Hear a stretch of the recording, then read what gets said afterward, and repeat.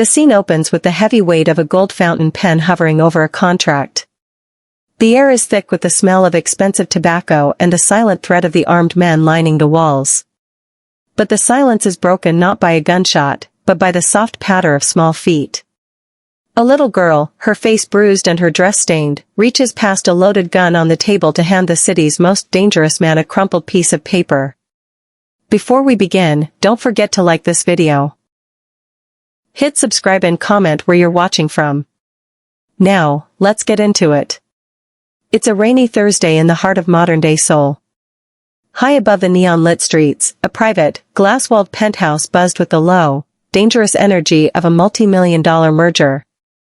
This wasn't just a business meeting, this was Lucien Moretti's inner sanctum. In this room, every word was measured, and every silence was heavy with the threat of violence. The rules here were absolute. You minded your business. You never looked a superior in the eye. And you never, ever interrupted the boss. Lucien Moretti sat at the head of the table, a hypermasculine figure in a sharp tuxedo, his neck tattoos peeking out above a gold chain. His presence commanded a specific kind of terrified respect. For years, he had built an empire on the docks by following one ironclad philosophy: sentiment is weakness. His dark eyes missed nothing, and tonight, he was seconds away from signing a deal that would grant him total control over the city's shipping. But then, the heavy doors creaked open. Something happened that would shatter the cynical walls Lucien had spent a lifetime building around his heart. The gold fountain pen felt heavy in Lucien's hand, a solid bar of balanced weight that represented the final seal on a decade of bloodshed and strategy. Around the mahogany table, the air was thick with the scent of expensive tobacco and the stifling tension of men who knew they were witnessing history. Across from Lucien sat the representatives of the shipping conglomerates, their faces pale, their eyes darting toward the armed guards lining the perimeter of the glass-walled penthouse. This merger was the Golden Pen deal, a multi-million-dollar contract that would solidify Lucien Moretti's absolute control over the Seoul shipping docks, turning his syndicate into an untouchable international power. Lucien leaned back, his tuxedo jacket straining slightly against his broad shoulders. He was a man defined by a hypermasculine, dominant presence, his sharp jawline and the intricate tattoos climbing his neck serving as a warning to anyone who dared mistake his silence for hesitation. He looked at the men before him with a calm but suspicious intensity, his dark eyes missing nothing. To his left and right, his most loyal lieutenants sat like statues, their blurred forms creating a silent wall of power that protected their boss from the world outside. The terms are set, Lucien said, his voice a low, rhythmic growl that commanded immediate silence. By signing this, the docks belong to the Moretti name. Any shipment, any crate, any soul that passes through those waters answers to me. He lived by a singular, cold philosophy: emotions were a luxury the dead could not afford, and sentiment was nothing more than a weakness used to manipulate the foolish. For Lucien, this deal was the ultimate manifestation of that belief. A world built on logic, leverage, and the cold reality of profit. He uncapped the pen, the nib catching the light of the overhead chandelier. On the table, resting just inches from the legal documents, was his ornate, ivory-handled pistol, a stark reminder of the fear and high stakes that underpinned every negotiation in his domain. The room held its breath. The city of Seoul lay sprawled out beneath them, a sea of neon lights waiting for its new master to claim his throne. Lucien lowered the pen toward the signature line, ready to finalize the most significant transaction of his life, unaware that the most important deal he would ever sign was about to arrive in the hands of a child. The scratch of the gold nib against the paper was the only sound in the penthouse until the heavy oak doors groaned, the sound echoing off the floor-to-ceiling glass. Lucien's hand paused, the ink bleeding a small dark circle onto the million-dollar contract. Every bodyguard in the room tensed instinctively, their hands moving toward their jackets, but they froze at the sight of the intruder. It wasn't an assassin or a rival boss, it was a small East Asian girl, no more than 7 years old, standing in the doorway like a ghost.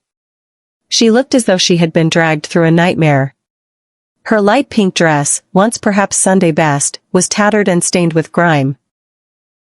On her forehead, a fresh, dark purple bruise stood out against her pale skin, a mark of violence that felt like a scream in the refined silence of the room. Her short, dark hair was matted, and her eyes were wide with a frozen, thousand-yard stare that captured a level of anxiety no child should ever know. The visual contrast was jarring, almost violent.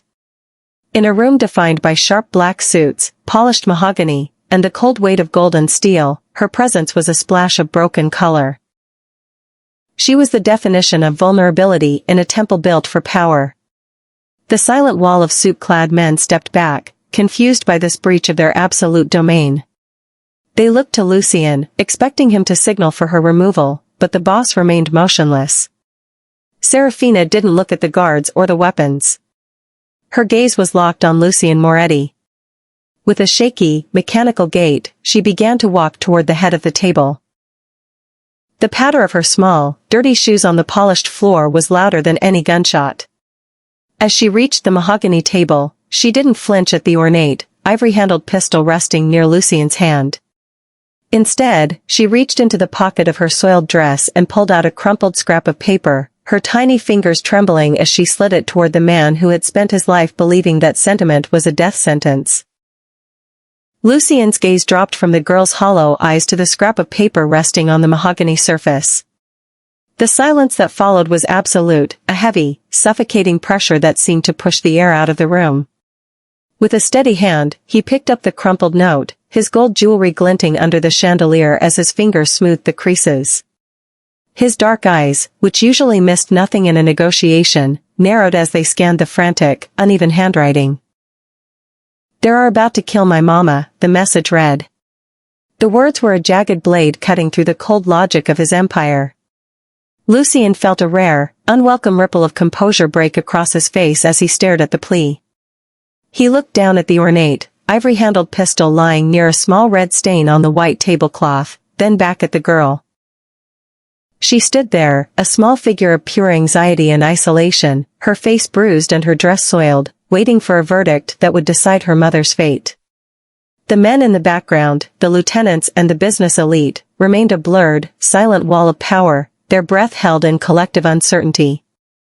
They waited for the boss to discard the child and return to the million-dollar merger, to the life where sentiment was a weakness that got men killed. But Lucien didn't pick up the gold pen. He didn't signal his guards to remove the intruder. Instead, he kept his eyes locked on Serafina, the weight of the note in his hand suddenly feeling heavier than the pistol on the table.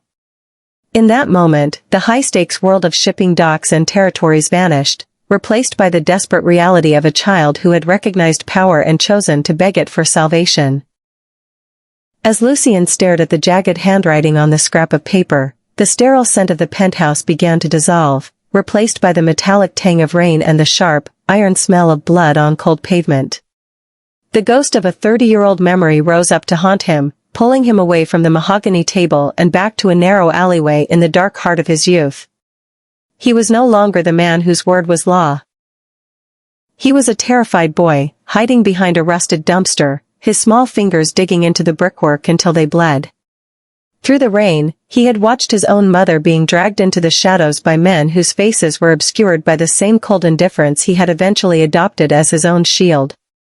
He remembered her voice, thin and desperate, calling his name as she was pulled away, a plea for a salvation he was too small and too frightened to provide.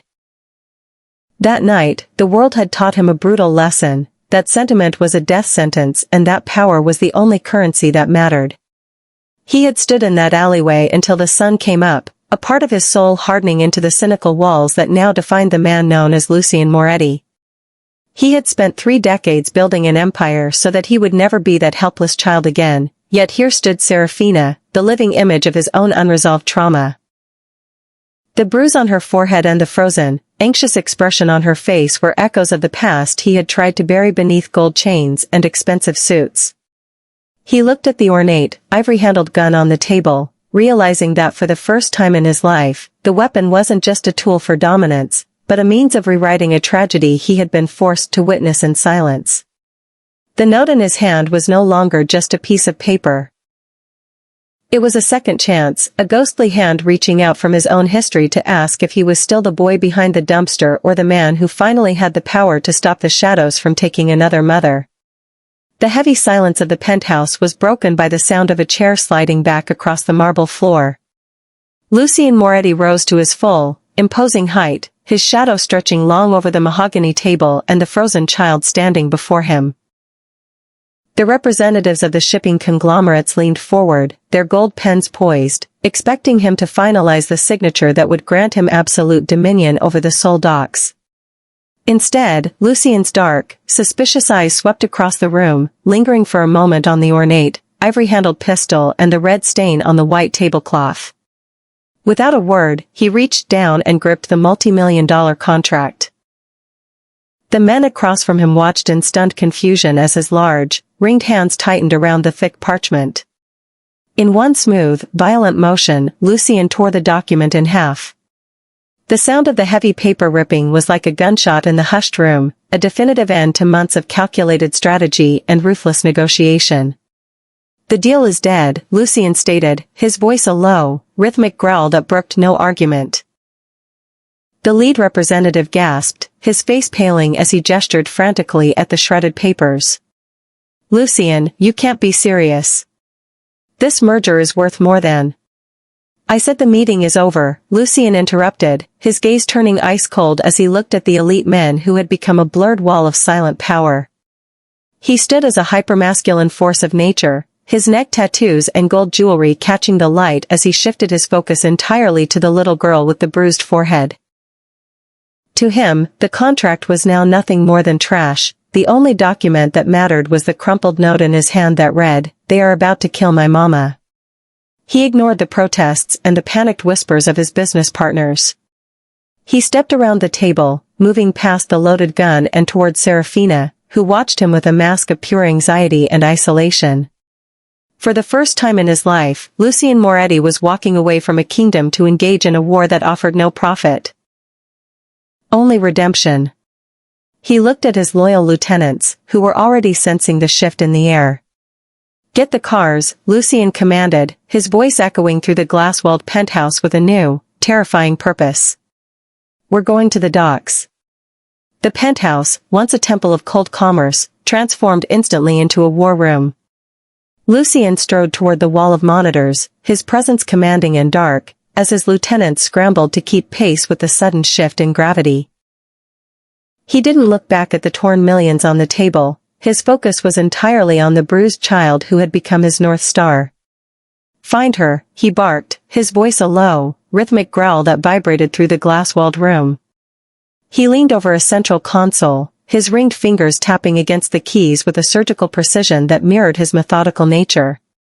The vast surveillance network of the Moretti Syndicate. A web of hidden cameras and tapped frequencies that spanned every alleyway and shipping lane in Seoul, began to hum with life. Digital eyes swept through the rain-slicked streets, filtering through thousands of faces in search of the woman Serafina called Mama. Lucien's dark, suspicious eyes missed nothing as he scanned the data streams, looking for the telltale signs of the Iron Fang Triad's movement. He was no longer a businessman. He was a predator on the hunt, using the power he had built to protect rather than profit.